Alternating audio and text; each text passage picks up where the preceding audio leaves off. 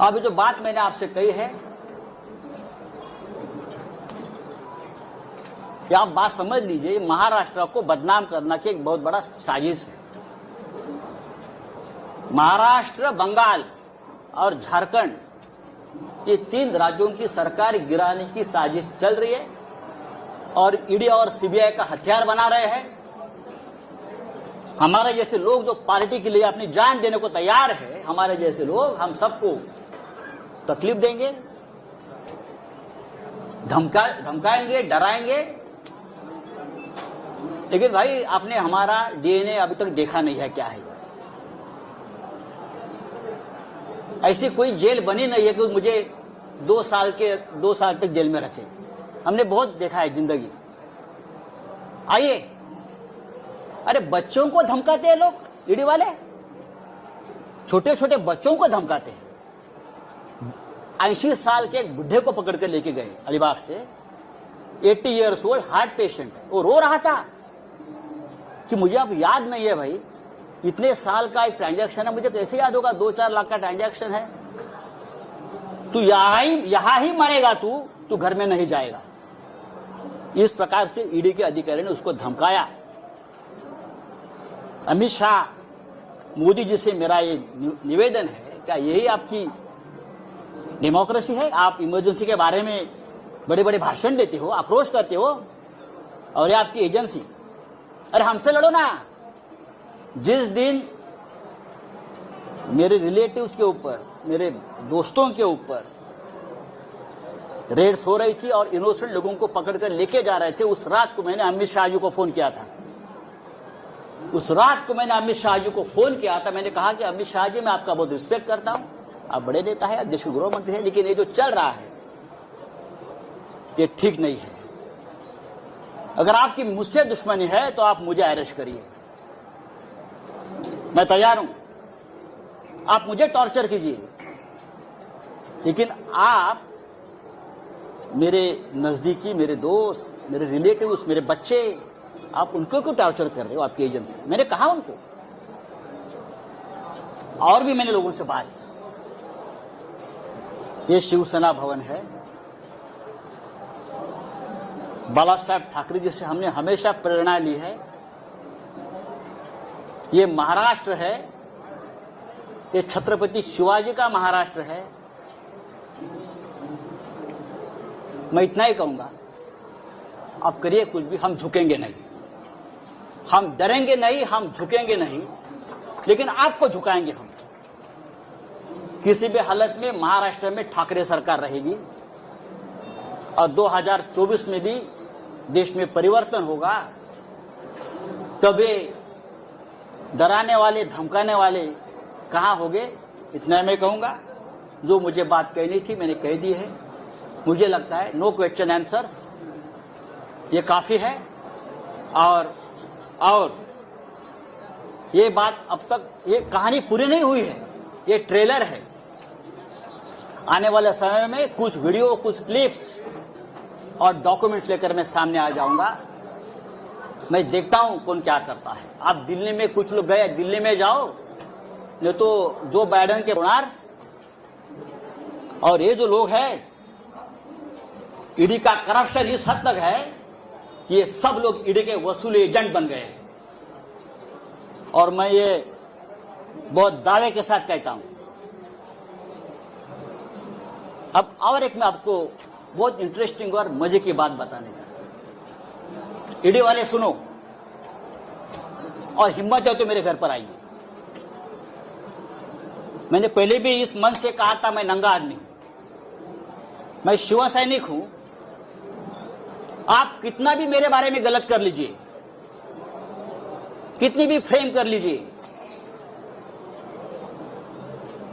I will fight. मैं ED वाले से पूछता हूं कि जितेंद्र चंद्रलाल नवलानी कौन है?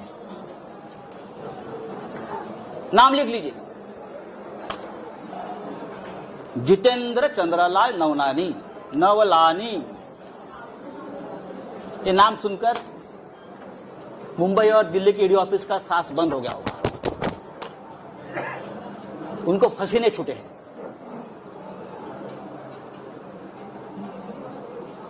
4 महीने से मुंबई के जो बिल्डर्स है बड़े बड़े, उनसे वसूली चल रही है ईडी के नाम पर। मुंबई के 70 बिल्डर, प्रतिष्ठित बिल्डर, उनसे ईडी के नाम पर जो वसूली हो रही है, उसको ईडी को भी पता है, कुछ अधिकारियों को पता है ये कौन है, ये किसके लोग हैं, सब डेटा मेरे पास है। और मैं सबसे पहले प्रधानमंत्री मोदी जी को इस बारे में, जैसे वेंकैया जी को लिखा है, मैं मोदी जी को लिखूंगा, मैं अमित शाह जी को लिखूंगा, बाद में जानकारी यही जगह से आपको दूंगा। जितेंद्र नवलानी, फरीद शमा, रोमी और फिरोज शमा, ये 4 किसके एजेंट हैं? मुंबई के 60 बिल्डरों से लोगों ने लगभग 300 करोड़ रुपए जमा किए हैं। कहां हो गया उसका मनी लॉन्ड्रिंग, मैं आपको बता दूंगा जल्दी। उसमें कितने ईडी के अफसर शामिल है, कहां बैठते हैं, कहां खाते हैं, कहां पीते हैं और क्या अय्याशी करते हैं, ये मैं देश को बताऊंगा। चाहे आप मुझे गोली मारो, आप मुझे जेल में डालो, आप कुछ भी करें, मैं आपसे डरने वाला नहीं हूं। म्हणजे ईडी हा काय प्रकार आहे हे तुम्हाला कळलं पाहिजे, म्हणून तुम्हाला मी सांगतो। मैंने जहां कपड़ा सिलाया ना मुलुंड में, वो टेलर के पास भी ईडी के लोग आए थे। क्या क्या सिलाया, कितने सिलाया, कितना बिल दिया, कितने सूट सिलाया, अब सिर्फ जूते वाले के पास जाना बाकी। हाँ, जाने दो कहा जाना चाहिए, लेकिन टक्कर शिवसेना से आप ध्यान में रखिए।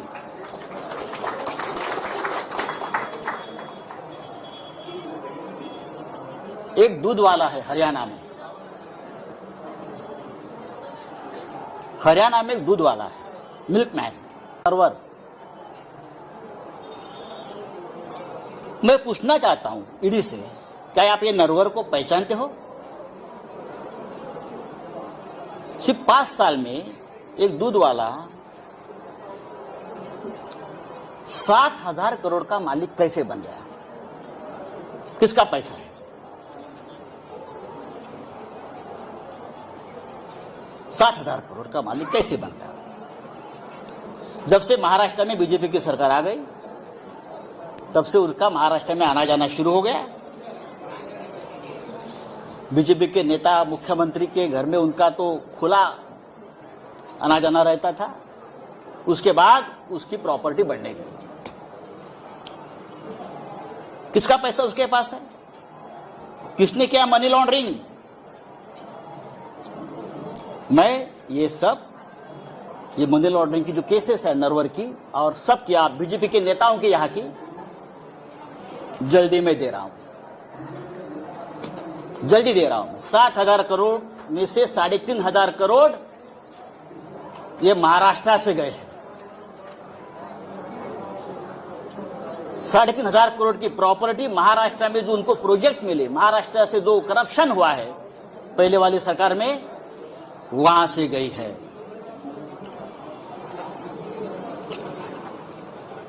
महाराष्ट्र में सबसे बड़ा घोटाला जो है फडणवीस सरकार के काल में, बहुत हो गए, लेकिन सबसे बड़ा घोटाला हुआ है महा आईटी में।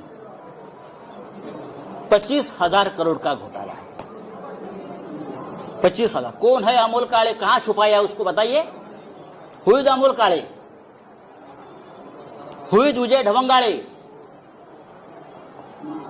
सबके अकाउंट्स, सबके लिंक्स, सबके मनी ट्रांजैक्शंस, सबके किसके साथ जुड़े हैं, बिना टेंडर किसको कॉन्ट्रैक्ट मिले हैं, पैसा कहां कहां गया है। 2 दिन में जाएगा ईओडब्ल्यू के पास, फिर जाएगा ईडी के पास। 5,000 करोड़ का तो हिसाब मेरे पास आया है। 5,000 करोड़ का हिसाब मेरे पास आया है, वो जाएगा। हमारी 1 गुंठा जमीन आप निकालते हो, हमारे कितने बंगले, 19 बंगले निकाल रहे हो जो नहीं है जमीन पर। हाँ, मैं सेंटर ही हूं, आप मुझे नहीं बदल सकते। आप मुझे बताइए, ईडी के पास काम नहीं है क्या? जो हमारे जैसे मिडिल क्लास लोग जो है महाराष्ट्र में, उनके पीछे पड़े हो। पढ़ना है तो पढ़ लीजिए, लेकिन आपने गलत आदमी से पंगा लिया है। आपने शिवसेना से पंगा लिया है, आपने महाराष्ट्र से पंगा लिया है। मैं इतना आपको बताना चाहता हूं। ईडी वाले सुनो, अगर ईडी वाले कहां सुनते होगे, आज मेरी बात उनको सुननी पड़ेगी। आज ईडी और सीबीआई, ईओडब्ल्यू,